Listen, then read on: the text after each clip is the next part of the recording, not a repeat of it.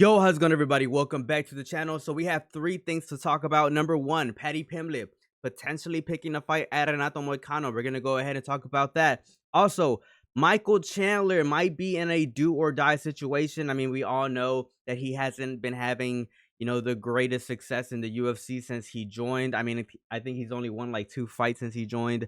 A very important situation for him right now going into this fight against Paddy Pimblett. And of course, we got to talk about Alexander Volkanovski, the main events for UFC 314.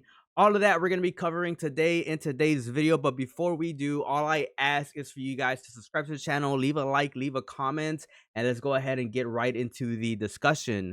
So Paddy Pimblett had this to say. He says that Renato Moicano is a bitch for tapping to Islam Makhachev. He says in a knee bar, arm bar, or Kimura where you have a career-threatening injury, yeah, but go to sleep, go out on your shield, don't be a little bitch and tap in 3 seconds. I mean, in my honest opinion, I've never been under the pressure of Islam Makhachev, so there's not really much to say on my part, but obviously this is just Paddy Pimblett just trying to pick a fight with Renato Moicano. I mean, Paddy Pimblett 100% without a doubt could potentially be wanting to fight Renato Moicano. A win over Renato Moicano could be very, very significant for his career. It would make his resume a lot stronger and would pretty much give him a really good reason, to fight other fighters or to fight somebody in the top 3 or in the top 5 even. Having a fight with Michael Chandler is already pretty big, but if you secure a win with Michael Chandler and then somehow get a win with Renato Moicano and then beat Renato Moicano, that's a very good win as well. Don't know where Paddy Pimblett is right now in the rankings.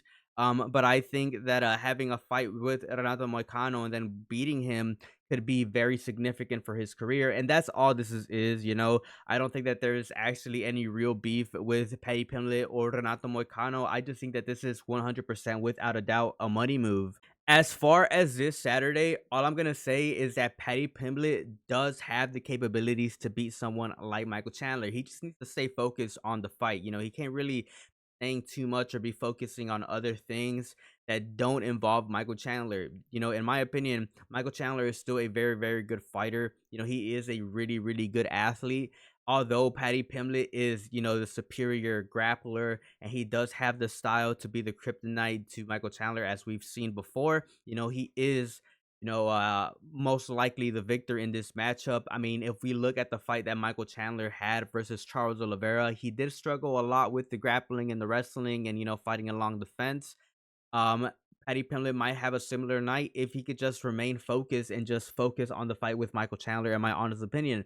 But if we do see Paddy Pimblett beat Michael Chandler in significant style, do not be surprised if the UFC does plan on having Paddy Pimblett face off against Renato Moicano sometime this year, which in my opinion would be a very good fight and a very interesting fight. But let me know what you guys think down in the comment section below. Would you guys like to see Paddy Pimblett one day take on Renato Moicano? Let me know what you guys think down in the comment section below. Can Paddy Pimblett even get through Michael Chandler?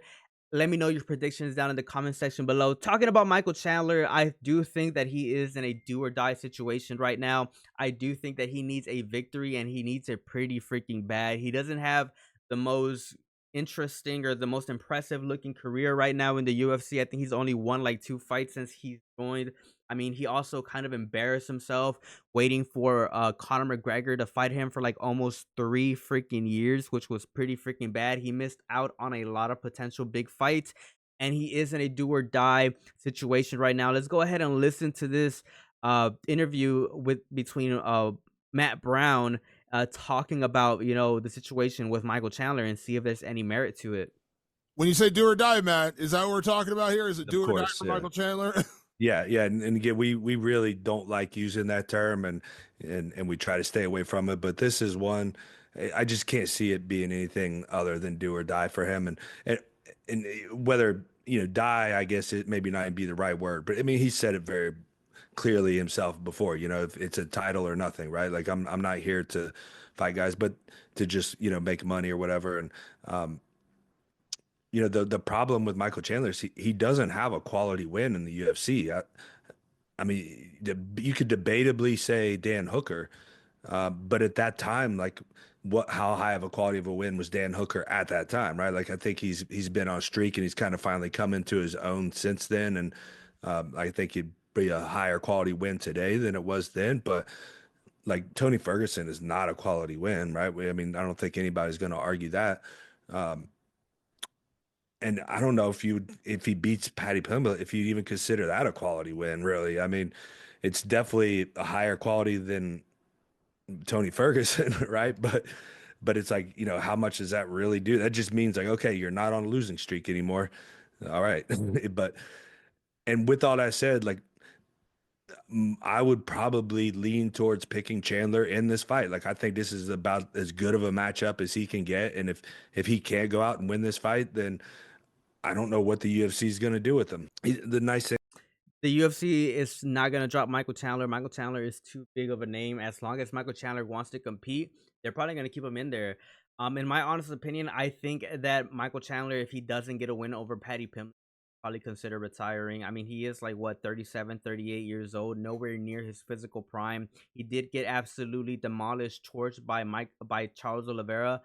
If you can't beat Charles Oliveira, there's no way he's getting a title ever, And I think that Michael Chandler should probably consider doing something else, or maybe becoming like a commentator or even coaching other athletes. But if he cannot get through Paddy Pimblett, I just don't see how or why there should be any reason for Michael Chandler to stick around, other for the fact that he could just probably get, big money fights. That's pretty much it. If you guys are enjoying the video so far, make sure you guys leave a like, leave a comment, subscribe to the channel. It literally will cost you nothing to support me. I would greatly appreciate it. Let's go ahead and talk about Alexander Volkanovski, because this dude looks absolutely freaking ripped. He looks to be in the best shape of his career going into this one, looking to prove all the doubters wrong. There's a lot of people out there that don't really see Alexander Volkanovski being the favorite in this matchup. I think that he's the obvious favorite in this matchup against Diego Lopez. I mean, they're doing this motherfucker wrong, in my honest opinion. This is the picture that they got for Alexander Volkanovski. Let me move this a little bit. This is the picture that they got from Alexander Volkanovski in the UFC website. I think this is the exact same picture they used whenever he stepped in like 2 weeks' notice against Islam Makhachev for their second fight.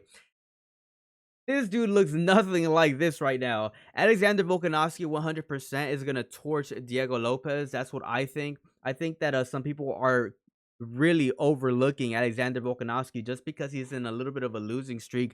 I mean, in my opinion, that last fight that he had against Ilia Topuria, he was arguably winning the fight up until he freaking got chinned and knocked out against the cage. I had Alexander Volkanovski winning, but let me know what you guys think down in the comment section below. Do you guys think that Alexander Volkanovski is going to run away with this one and potentially be a featherweight champion again? Or do you guys think that Diego Lopez gets it done against Alexander Volkanovski? In my honest opinion, I really do think that Volk is the favorite in this matchup, despite what anybody else is saying. I did make a predictions video. I'm going to go ahead and leave a link to that down in the description below. But that's pretty much it, ladies and gentlemen. Let me know what you guys think down in the comment section below. If there's anything that I said that you guys disagree with, I would love to hear it down in the comments. As always, it's a pleasure. Subscribe to the channel. Peace out and have a good one.